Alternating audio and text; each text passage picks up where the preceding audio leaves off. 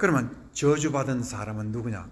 하나님의 말씀을 승복하지 못하니까, 굴복하지 못하니까 하나님의 뜻대로, 하나님의 말씀대로 살지 않아서 자기의 뜻대로, 자기의 재주대로 사는 자가 저주를 받고 어떻게 된다고요? 니한테 굴복하리라고 그랬어요. 여기서 우리는 하나님의 복, 언약이라는 것은, 복이라는 것이 저주를 이기고 승리하고 굴복시키는 그 과정이라는 것을 알 수가 있게 되는 것입니다.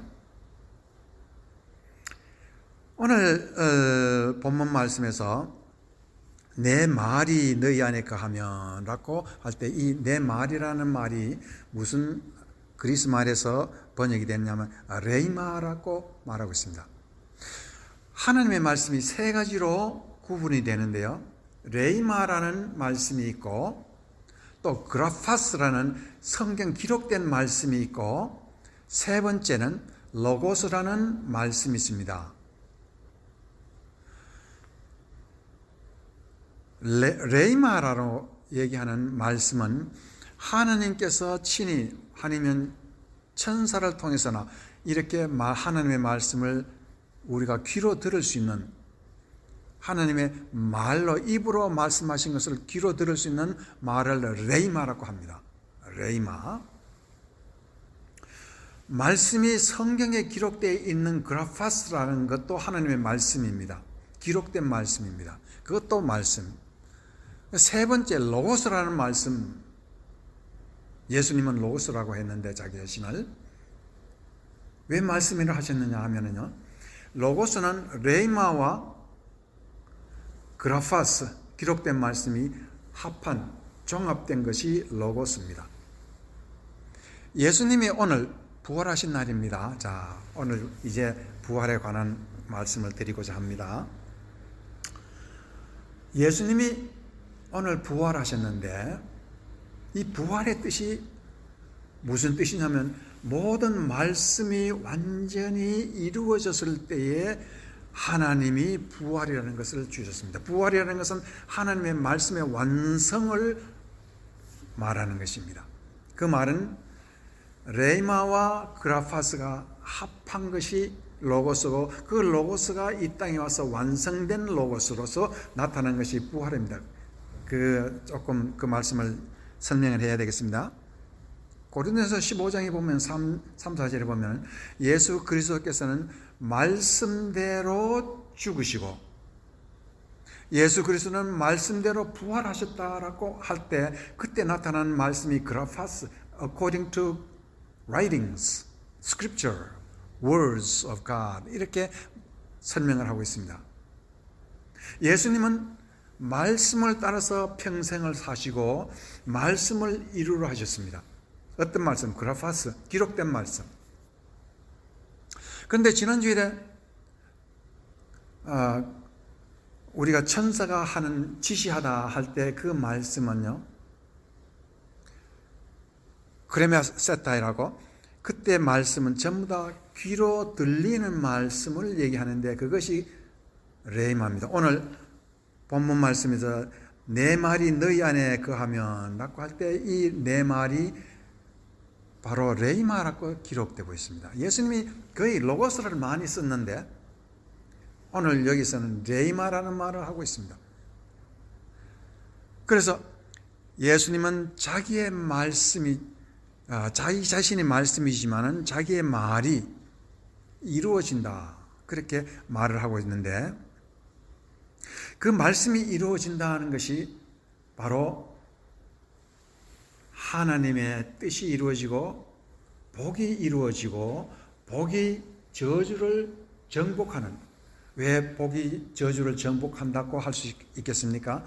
예수님은 죽음을 정복했습니다. 부활로. 그것이 바로 죽음이라는 마지막 저주를 하나님의 복으로, 말씀으로 정복하는 것이 부활의 의미입니다. 자, 이제 부활의 뜻을 다시 한번 말씀드립니다. 부활이 무엇이냐? 복이 저주를 이기는 것, 그것이 부활입니다. 그래서 예수님은 십자가를 통해서 죽으셨지만은 말씀을 통해서, 복을 통해서 이 세상의 저주를 다 굴복시키는 시작이 바로 부활의 아침입니다. 그래서 예수님께서 마태복음 5장 3절에 보면은 다음 같은 놀라운 말씀을 하고 계시는데, 심령이 가난한 자는 복이 있나니 천국이 그들의 것입니다.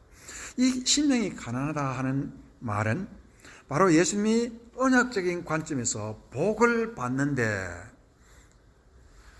이 심령이 가난한 자는요, 꾀가 없는 사람이고 폭력이 없고 뺏길지라도 뺏지 않는 사람이고 피해를 봐도 자기가 실망치 않는 사람, 그 사람이 심령이 가난한 사람입니다. 이 심령이 가난한 사람에게는 무엇이 자기가 다 이루어 주느냐면 하나님의 말씀이 그 사람의 인생을 책임지고 다 이루어 주신다, 그런 뜻입니다. 보통 사람들은 힘들어요. 그와 같은 일을 하기야. 자기의 힘으로 전부 다 뺏고 자기의 힘으로 먹고 살고 자기의 노력으로 살려고 하는 사람에게는요, 이 말이라는 것은 하나님의 이 마태복음 5장 3절 심령이 가난한 자의 복이라는 것은 상상할 수 없는 거예요. 그리고 천국이 너희 것이라고 그러니까 그 말씀이 주는 복이라는 것은 어마어마한 복이라는 것을 이 예수님이 언약적인 관점에서 이렇게 가르치고 있는 것입니다. 그러니까 저주의 원리대로 살지 아니하고 복의 원리대로 살면은 말씀이 하나하나 다 해결해 줄 것이다. 그것이 예수님이 산상수훈의 초점입니다. 아브라함의 언약이 바로 그렇듯이, 에덴 동산에서 그 아담의 언약이 그렇듯이 언약 속에는 항상 두 가지 원리를 네가 어느 것을 따르겠느냐. 그런데 묘하게도 창세기 12장에서 보면 아브라함은 여호와의 말씀을 따라갔고 그랬습니다. 자기의 지도를 따라서 간 것이 아니라 하나님의 말씀을 따라갔다는 말은 언약을 따라갔다, 그런 뜻입니다. 그 이후에 아브라함의 생애는 어떠했으며 그 아브라함의 자손들의 생은 어떠했느냐 하는 것이 이 구약 성경이라는 언약책이 증거하고 있습니다. 신약책이 또한 그대로 증거하고 있고, 예수님이 산상수훈에서 말하는 이 팔복의 말씀도 전부 다 복의 원리를 따라서 우리에게 저주의 원리를 따르지 말라 하는 것입니다. 그래서 시편 1장 1절에서 3절 말씀, 놀라운 말씀이 거기 이제 복 있는 사람은 악인들의 꾀를 쫓지 아니하며 죄인들의 길에 서지 아니하며 오만한 자의 자리에 앉지 아니하고, 이 1절 말씀은 뭐냐면은 저주의 원리를 따르지 말라, 그런 뜻입니다. 이 오만한 자의 앉거나 죄인들의 길에 서거나 악인들의 꾀를 전부 다 자기 힘, 자기의 꾀, 자기의 생각대로 살고자 하는 저주의 원리를 따라 사는 사람을 얘기하지요. 그러나 그 정반대되는 것이 2절의 말씀, 참 귀한 말씀입니다. 오직 여호와의 율법을 즐거워하며 그 율법을 주야로 묵상하는 자, 그러니까 말씀에 순종하고 무릎 꿇는 사람, 이 사람은 바로 복의 원리로 사는 사람이더라, 그런 뜻입니다. 그런데 또 놀라운 것은요,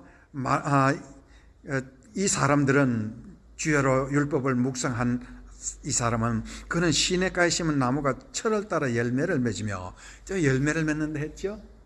그 열매는 무슨 열매? 말씀의 열매입니다. 지난주에도 제가 지난주 말씀의 결론이 열매라는 것이 무엇이더냐 했더니 사랑의 열매, 성령의 열매, 말씀의 열매라고 그렇게 결론을 지었습니다. 여기서도 심은 나무가 철을 따라 열매를 맺으며 말씀의 복의 원리를 그가 가득 안고 산다, 그런 뜻입니다.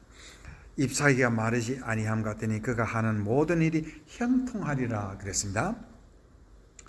복의 원리로 따라가면 만사가 형통한다, 이 말이 바로 오늘 본문에서 그리하면 이루리라 하는 그 말입니다.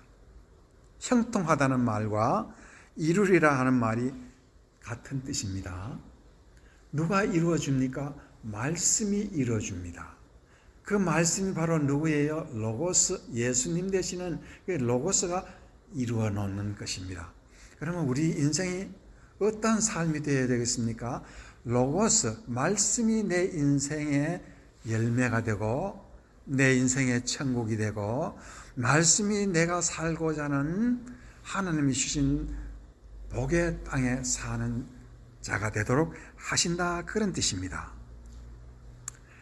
자, 이제 말씀의 결론을 내려야 되겠습니다. 말씀의 결론. 우리가 살다 보면 근심, 걱정, 시험 많이 받습니다. 근심, 걱정, 시험이 왜 옵니까? 거기에는 이유가 있습니다. 근심, 걱정이요 저절로 오는 것 같은데 그거 아니에요. 여기에 굉장히 중요한 오늘 언약적인 관점에서 이 말씀을 해결하고 내 인생의 문제를 해결하는 답을 얻지 못하면 오늘 말씀은 전부 다 헛삽니다. 어떻게 해결해야 되냐? 언약적인 관점으로 봐야 된다. 시험, 근심, 걱정 오는 것. 자, 마태복음 13장 19절에 보면 다음과 같은 말씀이 있습니다. 아무나 천국 말씀을 듣고 깨닫지 못할 때는 악한 자가 와서, 악한 자가 누굽니까? 사탄이겠죠. 그 마음에 뿌려진 것을 빼앗나니, 그 마음에 뿌려진 것이 뭐예요? 말씀이라는 복의 원리를 빼앗아가는 겁니다. 이는 곧 길가에 뿌려진 자요. 길가에 뿌려진 하나님의 말씀이요. 아무나 가져가고 새가 와서 쫓아 먹고 다 끝나는 거예요. 우리가 시험을 받는다 하는 말은 뭐냐 하면은요, 바로 사탄 마귀가 이 세상에 내가 전혀 알지 못하는 시험이 와가지고 내 마음속에 뭐를 훔쳐가자고요? 내 마음에 있는 돈 보따리 훔쳐가는 거 아니고, 내 은행에 있는 그런 재산 훔쳐가는 거 아니고, 그 사탄 마귀가 오는 가장 시험의 초점은요, 내 마음속에 있는 말씀을 뺏어가고자 하고, 우리가 시험을 받으면 당장 드러나는 것은 마음에 화가 나죠. 화가 나서 무슨 삶을 삽니까? 저주의 원리대로 한번 생각을 해봅니다. 저놈을 때려 죽일까 말까? 저 사람하고 내가 한번 싸움을 할까 말까? 저것을 어떻게 할까 말까? 내 마음속에 시험이 나면 무슨 원리로 생각이 됩니까? 저주의 원리로 생각이 돌아가기 시작하는 거예요. 이것이 바로 시험이라는 그 초점입니다. 그래서 우리가 인생의 시험을 받고 어려움이 올 때 가장 중요한 것은 그 시험이 나를 망치려고 하는 것이고 내 마음속에 무엇을 훔쳐가느냐? 말씀 훔쳐가겠다는 것입니다. 선한 마음이 완전히 사라지게 하는 것입니다. 이것이 바로 오늘 우리가 그리하면 이루려는 언약의 원리를 우리가 깨닫게 하는 것이고, 우리가 이 언약의 원리대로 살면은 하나님께서 복을 주시고 천국을 주실 줄 믿습니다.